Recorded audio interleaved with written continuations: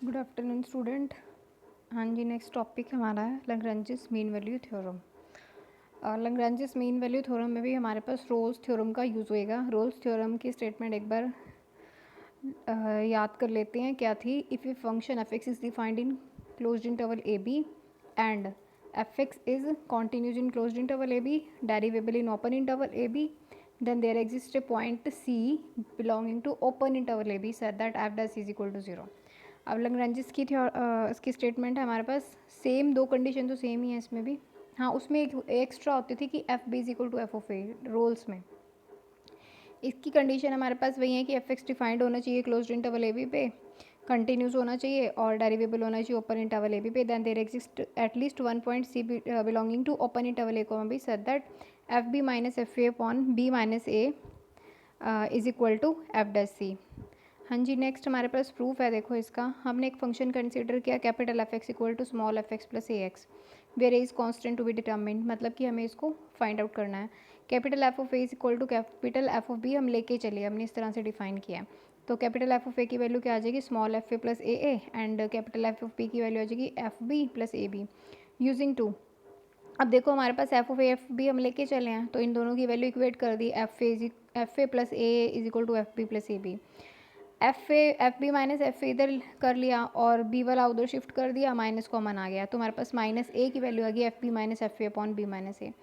Now F X is given to be continuous in closed interval A B, A X being a polynomial, तो जो हमने capital F X define किया small F X plus A X, वो भी क्या हो जाएगा, continuous हो जाएगा क्लोज्ड में और डेरिवेबल हो जाएगा ओपन में। ऑल्सो हमने कैपिटल एफ ए की value capital F of B की इक्वल ली हुई है, तो हमारे पास रोल्स थ्योरम की सारी कंडीशन सेटिस्फाई होगी।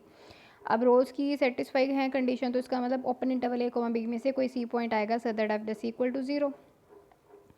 तो यहाँ से हमारे पास आया F dash equal to 0। Capital F dash के लिए हम सारी चीज़ें कर रहे थे, लेकिन कैपिटल एफ एक्स है क्या, कैपिटल एफ है F X plus A x. अगर कैपिटल एफ का डेरिवेटिव करते हैं तो एफ डैश एक्स प्लस ए आ जाएगा, और एक्स के प्लेस पे अगर ई सी पुट करते हैं तो हमारे पास आ जाएगा F dash C plus A.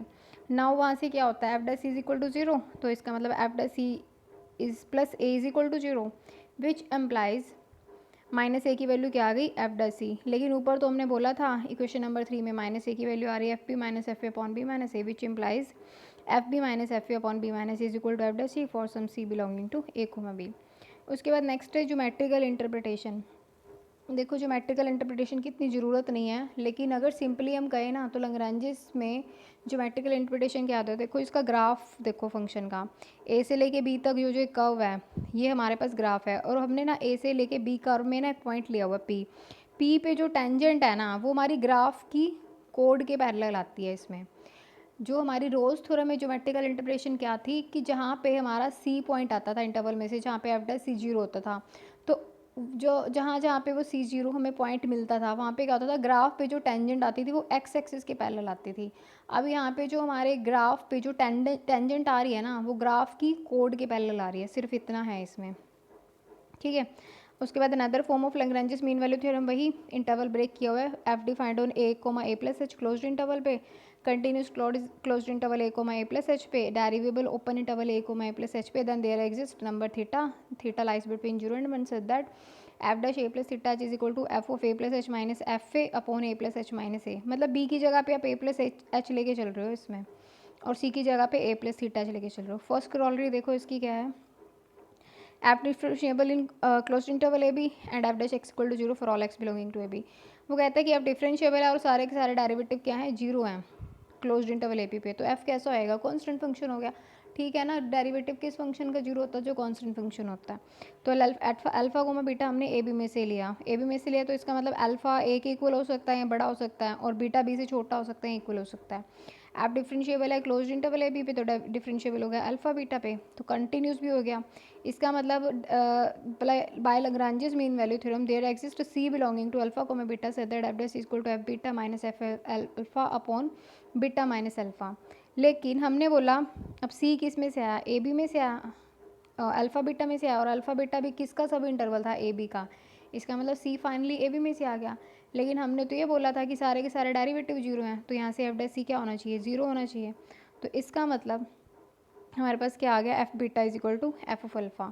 But alpha beta are any 2 points of A comma B, तो एफ इज़ कॉन्स्टेंट फंक्शन। वो कह रहा है कि फंक्शन की वैल्यू ना अल्फा और बीटा पे इक्वल आ रही है, इक्वल आ रही है, इसका मतलब वो तो अलग अलग पॉइंट थे, वैल्यू फंक्शन की सेम आ रही है, दैट मीन्स कि हमारा ये कांस्टेंट फंक्शन है। कांस्टेंट फंक्शन ही तो सेम वैल्यू रखेगा। नहीं, अगर मैं F x equal to X ले लूँ, इंटरवल मैंने ले लिया 1,2, 1 पे अलग वैल्यू देगा, 1 दे देगा, और उस पर फिर फर्दर एक्स पे वो 2 दे देगा। लेकिन अगर मैंने डिफाइन ही एफ एक्स इक्वल टू 1 कर दिया, तो फिर इंटरवल चाहे कुछ भी हो, कांस्टेंट डिफाइन कर दे तो वो वैल्यू सेम रहेगी throughout the interval. Second corollary है इसकी, f g are two function differentiable in a B and have equal derivative at all points. Derivative इनके ना सेम है, मतलब एफ डैश और जी डैश सेम है। तो फाइव एक्स हमने एक फंक्शन डिफाइन कर दिया F X minus G X, five dash X क्या आ जाएगा, F dash X minus G dash X. लेकिन हमने बोला कि एफ डैश एक्स तो जी डैश एक्स की इक्वल है, इसका मतलब F dash X minus G dash X equal to zero हो गया। इसका मतलब five dash X zero, five dash X zero, तो इसका मतलब फाइव कैसा हो गया, कांस्टेंट हो गया। अब फाइव कांस्टेंट है, लेकिन फाइव को हमने डिफाइन क्या किया था, एफ माइनस जी। इसका मतलब एफ और माइनस जी का डिफरेंस क्या है, एफ और जी का डिफरेंस एक कांस्टेंट है। नेक्स्ट है third corollary, if a function f is continuous in closed interval A B, derivable in open interval A b, then third point है F dash x greater than zero for all x belonging to A b, then f is strictly increasing. अब इसमें बोला कि अगर सारे के सारे derivative greater हों जीरो से, तो फंक्शन हमारा इंक्रीजिंग हो जाता है।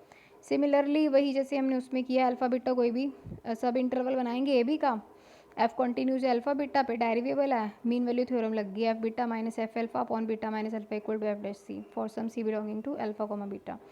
लेकिन इसने बोला कि बट एफ डैश एक्स तो ग्रेटर देन जीरो है for all x belonging to alpha beta, तो इसका मतलब एफ डैश सी भी greater than zero. F dash c define ही क्या किया था, f beta minus F alpha greater than zero, which implies f beta is greater than f alpha. तो f हमारे पास क्या हो गया, स्ट्रिक्टली इंक्रीजिंग हो गया। जी फर्स्ट एग्जांपल है, verify Lagrange's mean value theorem for function F x equal to x minus x square.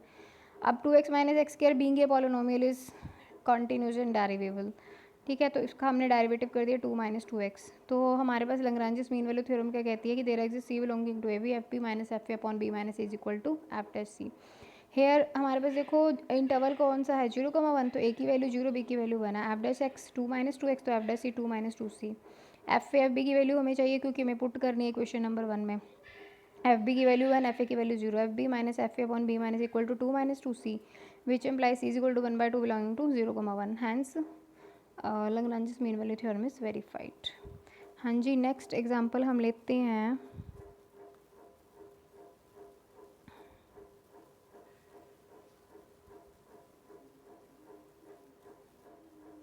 Next example हमने लिया, verify the condition of mean value theorem for the function F x equal to log X on 1,2। ठीक है, F X continuous है, देखो log X का graph ना continuous होता है, तो लॉग एक्स हमारे पास कंटिन्यूस फंक्शन होता है, तो डेफिनेट है रियल है ग्रेटर देन जीरो है। एफ डैश एक्स हमने इसका डेरिवेटिव 1/x ले लिया, which exist for all x non zero, बस एक्स जीरो नहीं होना चाहिए, और 1,2 इंटरवल में तो वैसे ही जीरो नहीं पड़ा है। तो both the condition of Lagrange's mean value theorem satisfy. Similarly वही same, f p minus F A upon B minus equal to F dash c, a one है बी टू है, वैल्यूज पुट कर देंगे तो आ जाएगा log two minus log one upon two minus one is equal to c. तो यहाँ से हमारे पास आ गया log two minus log one equal to 1/c, log one हमारे पास जीरो होता है तो log two equal to 1/c, C is equal to 1 upon log two and which is equal to log E to the base 2। Next है हमें एक inequality verify करनी है, sine M minus sine is less than equal to M minus N for all M comma N. F X हमने consider किया sine X, F dash X cos X हो गया, F X continuous है, वैसे भी इनका ग्राफ देखो चलता रहता है कंटिन्यूसली, ब्रेक नहीं होता, तो कंटिन्यूस हो गया एफ एक्स हमारे पास एन कोमा एम में, एफ डैश एग्जिस्ट कर गया, also N is less than M में, और उसके बाद 10 both the condition of Lagrange's mean value theorem are satisfy. क्या कंडीशन होती हैं, डेरिवेबल हो जाए और कंटिन्यूस हो जाए, डेरिवेबल होना चाहिए ओपन इंटरवल में और कंटिन्यूस होना चाहिए क्लोज्ड में, तो therefore there exist some C belonging to open interval, एम को मैन आएगा ना इंटरवल तो हमारे पास, such that F B minus F A upon B minus equal to F dash c. तो फंक्शन हमने क्या लिया था, साइन एक्स लिया था, तो sine A minus sine N upon M minus N equal to F dash C which is equal to cos C. Now we know that mod of sin x as well as cos x is less than equal to 1 on R, so which implies mod of cos is less than equal to 1, so which implies sin m minus sin m is less than equal to m minus n। Next है, ऐसे दो example हैं, एक करवा रही हूँ मैं, एक आप खुद करोगे। Show that x minus x square by two less than log 1 plus x is less then x minus x square upon two 1 plus x, x greater than zero. F x को ना हमने ना ग्रेटर लेना, हमने इसको increasing दिखा देंगे तो ये चीज़ हमारी प्रूफ हो जाएगी। पहला देखो हम क्या लेंगे, पहला हम ना एफ एक्स कंसिडर कर देंगे log 1 plus x minus x square by two. Left side वाली टर्म को ना बीच वाली टर्म के साथ लेके आएंगे, उसको इंक्रीजिंग फंक्शन दिखा देंगे तो अपने पे ग्रेटर देन जीरो हो जाएगा। डेरिवेटिव लो इसका, log 1 प्लस एक्स का डेरिवेटिव 1/1 प्लस एक्स, एक्स का derivative 1, x square by two का डेरिवेटिव 2x/2 से 2 कैंसिल हो जाएगा। सिंप्लीफाई करेंगे x square upon 1 plus x greater than zero, because x हमें ग्रेटर देन जीरो गिवन है। एफ एक्स इंक्रीजिंग फंक्शन हो गया, इसका मतलब एफ एक्स इंक्रीजिंग है ना, और एक्स हमारे इंटरवल के बीच का पॉइंट है, इसका मतलब F X is greater than F of zero, क्योंकि एक्स हमारा जीरो से बड़ा है। तो इसका मतलब एफ एक्स था क्या हमारे पास, log 1 plus x minus x square by two greater than zero, which implies log 1 plus x is greater then x minus x square by two. यही हमें प्रूफ करना था। अब जो इसकी सेकंड इनक्वालिटी है, दूसरा वाला पार्ट, मतलब दूसरी टर्म और तीसरी टर्म, उसको हम क्या लेकर चलेंगे, जी एक्स फंक्शन कंसिडर करेंगे। X minus x square upon 2 × 1 plus x minus log 1 plus x consider करेंगे। सिमिलरली वही इसका डेरिवेटिव करेंगे, डेरिवेटिव जो इस फंक्शन का आएगा वो भी हमारा क्या आ जाएगा, x square upon 2/1 plus x square greater than zero, तो जी एक्स इंक्रीजिंग फंक्शन हो गया। और x ग्रेटर देन जीरो है तो इसका मतलब g x greater than g zero for all x greater than zero, that implies x minus x square upon 2 × 1 plus x minus log 1 plus x greater than zero, and which proves the result. हाँ जी next, हाँ जी इतना ही है। एक example इसके जैसा और है, शायद 11th है, चेक कर लेना। Thank you.